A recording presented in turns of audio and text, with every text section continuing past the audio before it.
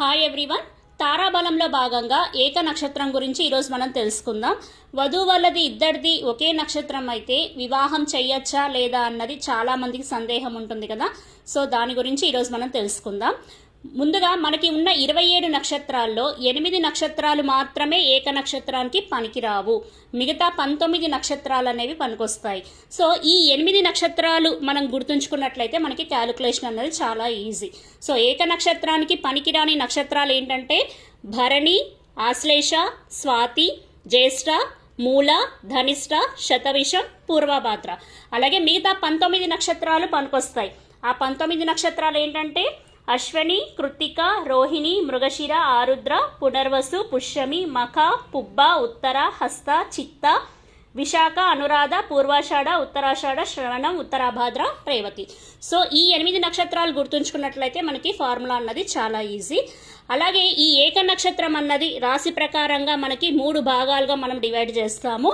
అదేంటంటే ఫస్ట్ది ఏంటంటే వధువు వల్ల నక్షత్రాలు ఒకటే, అంటే వధువు నక్షత్రం వరుడు నక్షత్రం ఒకటే అయినప్పుడు, అలాగే నక్షత్ర పాదాలు అన్నీ కూడా ఒకే రాశిలో ఉంటాయి.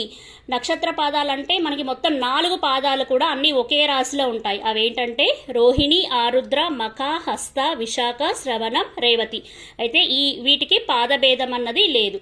అలాగే రెండో పార్ట్ ఏంటంటే మొదటి పాదం ఒక రాశిలో ఉండి 3 పాదాలు మిగతా రాశిలో ఉంటాయి. అంటే వధువు వల్ల నక్షత్రాలు ఫస్ట్ పాదం ఒక రాశిలో, సెకండ్, థర్డ్, ఫోర్త్ మిగతా 3 పాదాలు మిగతా రాశిలో ఉండే నక్షత్రాలు ఏంటంటే కృత్తిక, ఉత్తర, ఉత్తరాషాఢ. ఇలాంటప్పుడు వరుని నక్షత్ర పాదం 2, 3, 4 అయి ఉండాలి.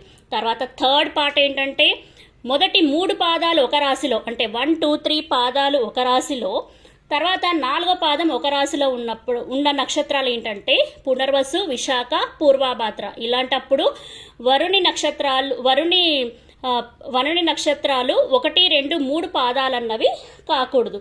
సో ఇక్కడ మనం గమనించుకోవాల్సింది ఏంటంటే మొదటి 3 పాదాలు ఒక రాశిలో ఉన్నప్పుడు, 4వ పాదం ఇంకొక రాశిలో ఉన్నప్పుడు ఉన్న నక్షత్రాలు పునర్వసు, విశాఖ, పూర్వభాద్ర. సో ఇలా మనకి ఏక నక్షత్రాలు అనేవి 3 భాగాలుగా మనం డివైడ్ చేసాము. అయితే ఇక్కడ రేవతి నక్షత్రం అన్నది చాలా మనం ఒక గొప్ప నక్షత్రంగా మనం చెప్తుంటాము. దీనికి మనం ఏ నక్షత్రంతో కూడా మనం పోల్చకూడదని మనం చెప్తుంటాం. సో ఇలా మనము ఏక నక్షత్రం అన్నది డివైడ్ చేస్తాం. ఇక్కడ గుర్తుంచుకోవాల్సిన పాయింట్ ఏంటంటే ఈ 8 నక్షత్రాలు పనికిరావు ఏక నక్షత్రానికి. ఈ 8 నక్షత్రాలు కనుక గుర్తుంచుకున్నట్లయితే మనకి క్యాలిక్యులేషన్ అన్నది చాలా ఈజీ. ధన్యవాదములు.